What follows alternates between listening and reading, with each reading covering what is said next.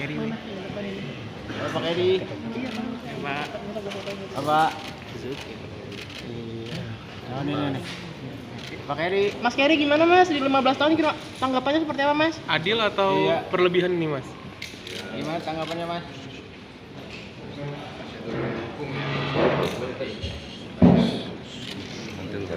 Sambil jalan Bang, sambil jalan Bang. Pak Keri,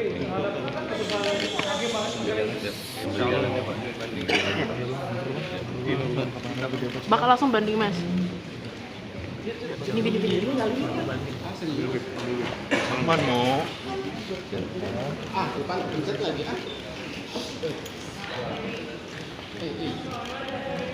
Tahu banget. 15 tahun Bang. Berarti langsung banding ya Mas habis ini? Tanggapannya dulu Mas Keri. Sambil jalan. Sambil jalan. Sabar. Jangan jatuh ya. Ya, Mas, sahur. Mas melihat ini dakwaannya kayak vonisnya kayak copy paste dakwaan nggak sih Mas? Iya betul. Hati ya. Tahan dulu deh, Mak. Mau foto dulu apa gimana? Tahan dulu, Mas. Tahan dulu aja, Mas. Sambil jalan ya Mas? Jalan ya. Sambil jalan ya Mas. Hati ya. Ya apa? Saya terus akan mencari keadilan. Terima kasih teman-teman yang sudah meliput persidangan. Saya juga bingung dengan putusannya karena banyak fakta persidangan yang tidak dimasukkan di pertimbangan putusan. Ya, insya Allah saya akan teruskan upaya hukum. Semoga saya bisa mendapat keadilan di tempat lain ya. Terima kasih. Tadi kan ada satu hakim Mas yang disenting dan membela Mas, itu mungkin tanggapannya seperti apa Mas? Disenting Hati teman-teman. Hati ya. Mas soal PT ATM itu buat negara gimana Mas? Ya saya bingung. Sampai sekarang masih dipakai Mas.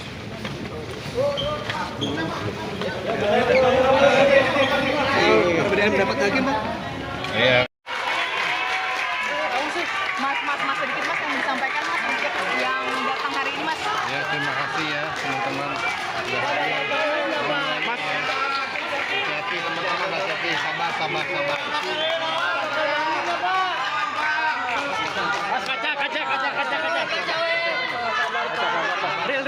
Mik. Napas dulu napas. Iya. Foto silakan.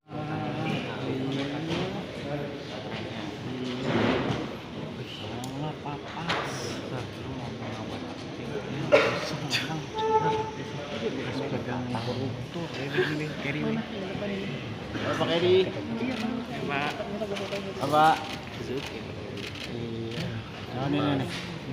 Pak Edi. Mas Keri gimana Mas? Di 15 tahun kira tanggapannya seperti apa Mas? Adil atau Iya. berlebihan ini Mas? Gimana tanggapannya, Mas?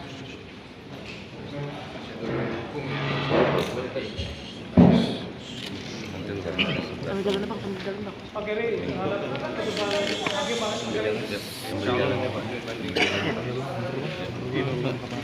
Bakal langsung banding Mas.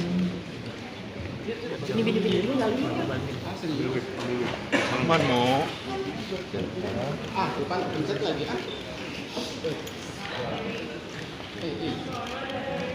Tahu banget.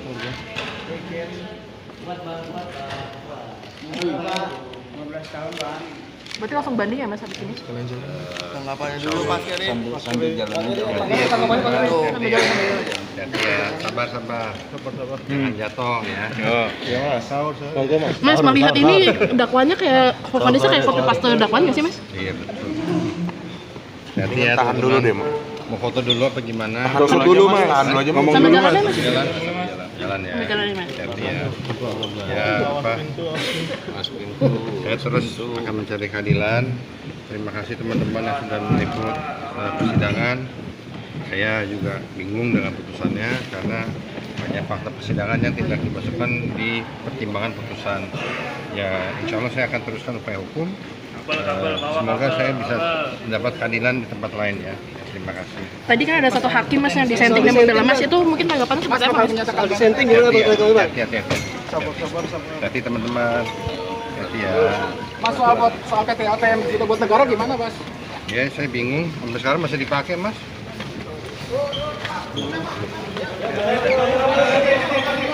Perbedaan pendapat lagi Mas? Iya. Mas sedikit Mas yang disampaikan Mas sedikit yang datang hari ini Mas. Ya terima kasih ya teman-teman.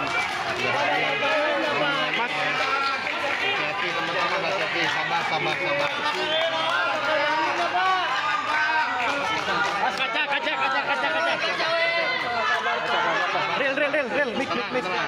Napas dulu, napas. Foto silakan. Menteri Investasi dan Hilirisasi sekaligus CEO Danantara Rosali Roslani mengungkapkan sebanyak 12 investor dan CEO top Amerika Serikat siap menanamkan investasi besar-besar di Indonesia. Ya, Presiden Prabowo Subianto beserta jajaran Menteri Perekonomian melakukan pertemuan bisnis secara khusus dengan sedikitnya 12 CEO global perusahaan investasi top dunia. Menteri Investasi dan Hilirisasi menegaskan pertemuan dengan 12 pimpinan perusahaan investasi global tersebut sebagai upaya memperkuat kemitraan investasi strategis, di mana para CEO dan presiden perusahaan investasi terkemuka dunia tersebut tercatat memiliki total aset kelolaan atau aset under management yang mencapai 16 triliun dolar Amerika Serikat.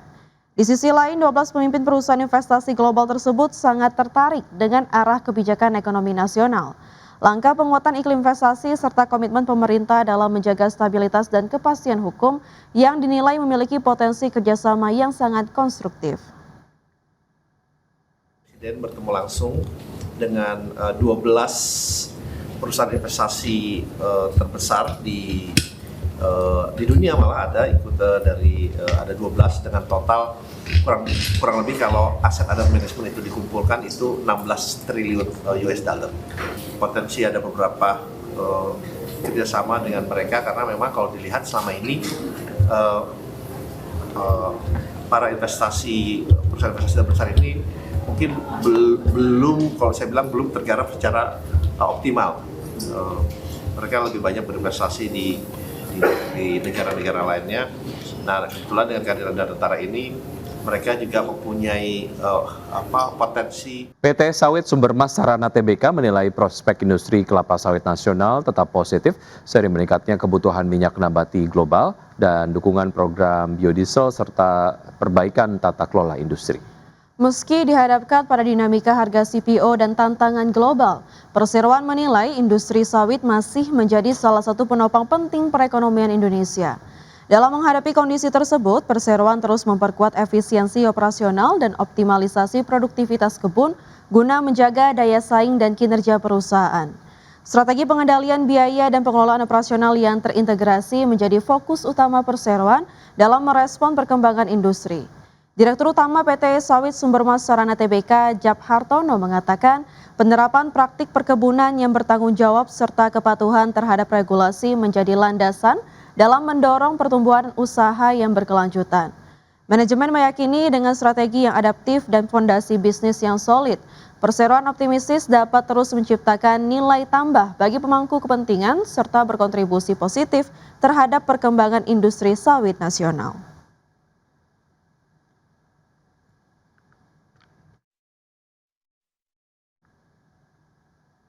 Pemirsa, laba bersih PT Astra Agro Lestari Tbk atau AALI sepanjang tahun 2025 melonjak hampir 28% secara tahunan. Ya, kenaikan ini ditopang faktor eksternal berupa naiknya harga CPO global serta faktor internal melalui peningkatan penjualan dan efisiensi biaya. PT Astra Agro Lestari Tbk mencatat laba bersih yang dapat diatribusikan kepada pemilik entitas induk sebesar 1,15 triliun rupiah pada 2025, tumbuh 27,83% dibandingkan tahun sebelumnya. Pertumbuhan laba ini sejalan dengan kenaikan pendapatan perseroan yang mencapai 28,65 triliun rupiah, naik 31,3% secara tahunan. Kontribusi terbesar masih berasal dari penjualan minyak sawit mentah atau CPO dan turunannya, yang mencapai 25,52 triliun rupiah. Dari sisi eksternal, rata-rata harga CPO CIF Rotterdam sepanjang 2025 mencapai $1.222 Amerika Serikat per ton, naik 13% dibandingkan tahun 2024. Sementara dari sisi internal, penjualan CPO dan turunannya naik 13,3%, serta penjualan kernel dan turunannya tumbuh 15,8%. Perseroan juga melakukan efisiensi biaya melalui inovasi teknologi untuk menjaga profitabilitas.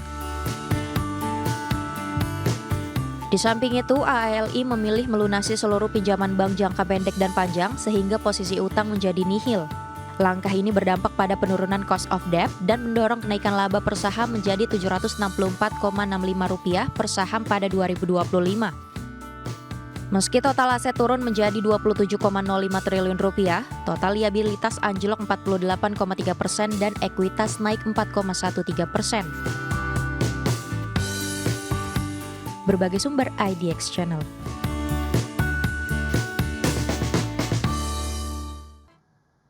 Sementara itu, Wakil Menteri Keuangan Suhasil Nazara menyatakan penerimaan pajak Januari 2026 ditopang oleh penerimaan pajak pertambahan nilai serta penurunan restitusi.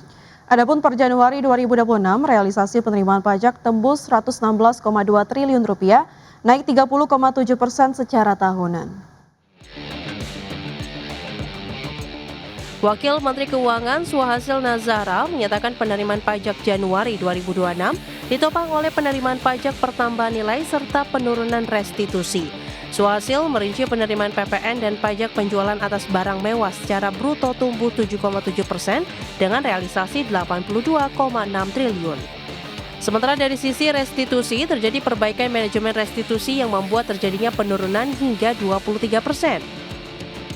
Adapun secara neto, terjadi pertumbuhan penerimaan pajak sebesar 30,7% dari realisasi 88,9 triliun pada Januari tahun 2025 menjadi 116,2 triliun pada Januari 2026. Sedangkan secara bruto, penerimaan pajak tumbuh 7% dari 159,1 triliun pada Januari 2025 menjadi 170,3 triliun pada 2026. Penerimaan pajak kita di bulan Januari itu tumbuh dengan sangat solid, ya. Netonya 30,7% pertumbuhannya. Jadi kalau tahun lalu sudah dikumpulkan 88,9 triliun, tahun ini netonya 116,2 triliun. Kalau kita lihat bruto dan restitusinya, maka brutonya itu tumbuh 7% dan ini adalah bagus sekali karena kita tahu pertumbuhan ekonomi kita di Q4 kemarin 5,39%, lalu kemudian ada inflasi 3%. Jadi ini mendekati kepada pertumbuhan ekonomi nominal.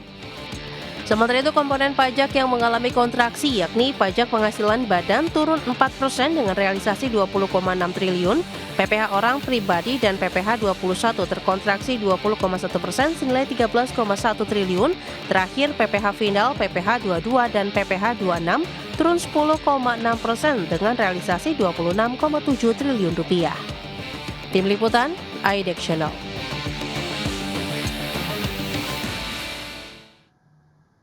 Selain pendapatan dari sisi perpajakan, pemerintah juga bisa meningkatkan pendapatan dari sektor perusahaan badan usaha milik negara atau BUMN. Ya, di mana puluhan perusahaan BUMN tercatat memiliki potensi peran strategis dalam mendukung penerimaan negara.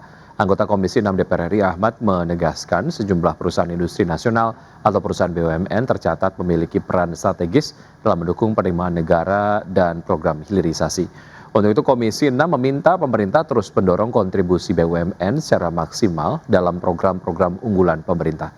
Mulai dari mewujudkan ketahanan pangan, ketahanan energi, program hilirisasi, hingga program-program strategis nasional lainnya yang akan berdampak pada pertumbuhan ekonomi nasional dan peningkatan kesejahteraan masyarakat.